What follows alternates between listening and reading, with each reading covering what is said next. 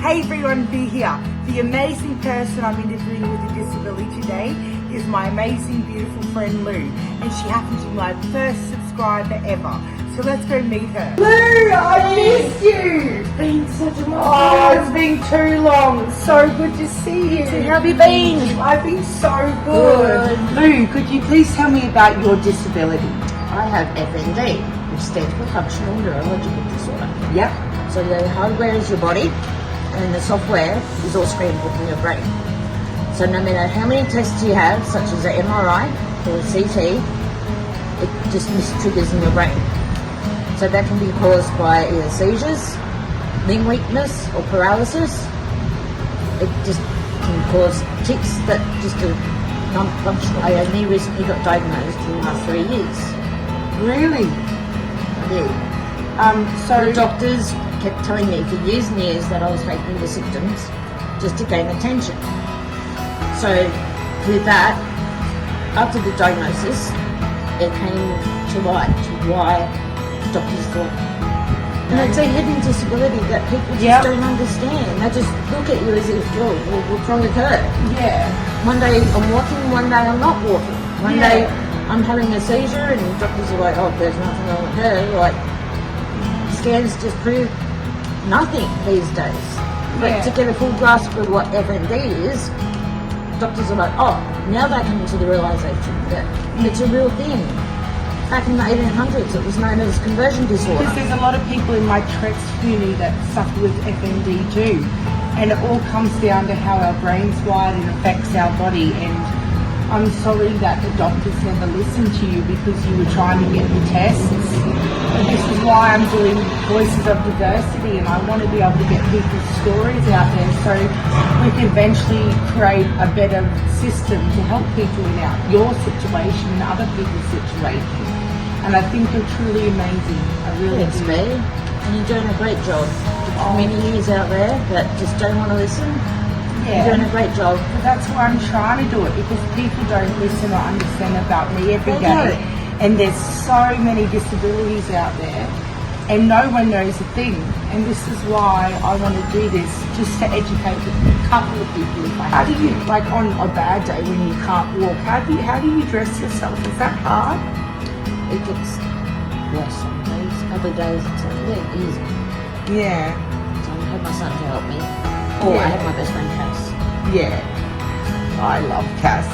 She's beautiful, and I'm so glad that you have her as a friend, because so many people with disabilities find it so hard to make friends, and by you and Cass having each other, that must mean the world to you, just to be able to have a friend that gets you, and I think it's amazing.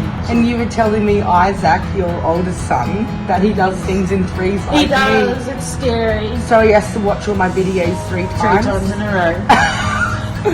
Three's like the magic number, isn't it? Do you get NDIS? Do you have support from I'm NDIS? applying for NDIS. Really? I'm on the disability pension. Yeah, I'm on a disability pension too, but It doesn't cover all the bills. no, it wouldn't. So with how expensive the world's getting, do you struggle to pay for food and rent? Like years ago, my disability pension would last me 2 weeks. It doesn't but even now, last you a week. no, like say if you're going out during the day and you're having a good day, have you ever gone out and seizured and fallen over it at any Yes, point? I have. So how do people help you? Like what happens? I have a lanyard that explains that I've got a hidden disability. It's not just to show off, to show people, oh, look at me, I've got a hidden disability. It's just to create awareness that if I do go out on my own and I don't have a close friend near me, at least I can show that don't call an ambulance just because I'm having a seizure. Okay. That must be really scary, just to go out feeling good and then all of a second, oh, I feel like I'm going to have a seizure. That must be terrifying. 9 times out of 10, I've got my close friend next to me, so she can sit there and just coach me on to say everything's okay. I'm so glad you have your friend. Friends are so good, aren't they? They are. What's the difference between if you need an ambulance called and then, like you said, if your friend's there and everything's fine, just to get through it? So most times I can snap out of a seizure. If I have a seizure more than 5 minutes, that's when they've got to call an ambulance. Okay. So Most times out of 10, I don't like going out on my own because of me having a seizure. So how often do your seizures happen?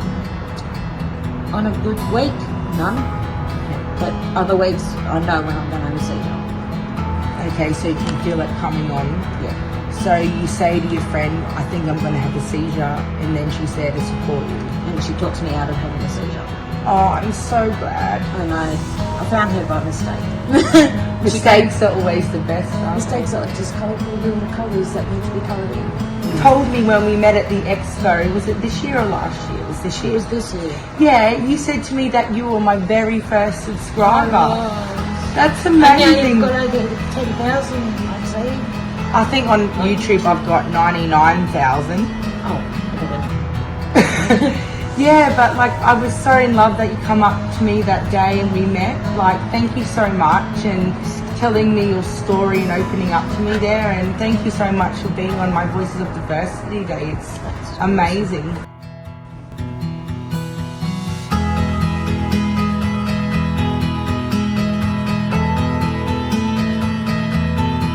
I just want to thank you so much for letting me come down and see your beautiful place and let me get your story. I really appreciate it.